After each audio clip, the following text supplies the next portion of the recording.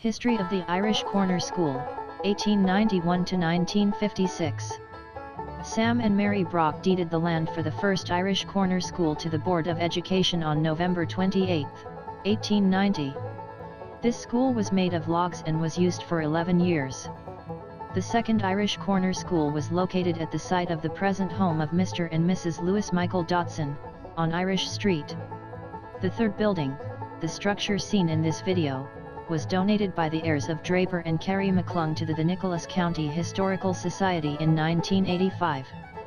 The building was then moved to the Nicholas County Veterans Memorial Park, Summersville, West Virginia, to be used as a museum. The building, made of oak and poplar lumber, was constructed by volunteers and was so well built that it is still in good condition. The school had no lights or electricity. Drinking water came from a deep well in front of the building. Outhouses were placed at each corner of the school.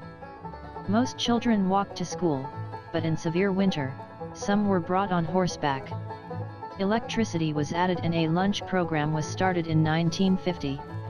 Students were taught reading, writing, math, history, geography, English, grammar, exercise and singing. The school term lasted only 3 months in the beginning years of the school, but later lengthened slowly to 6 months and then to the traditional 9 months. According to Nelson Tinnel, president of the Nicholas County Historical Society, the schoolhouses were built throughout the county and located where students only have to walk 2 miles or less to school each day. Nelson also said the Irish Corner Schoolhouse was the last one-room schoolhouse in the county that has been preserved.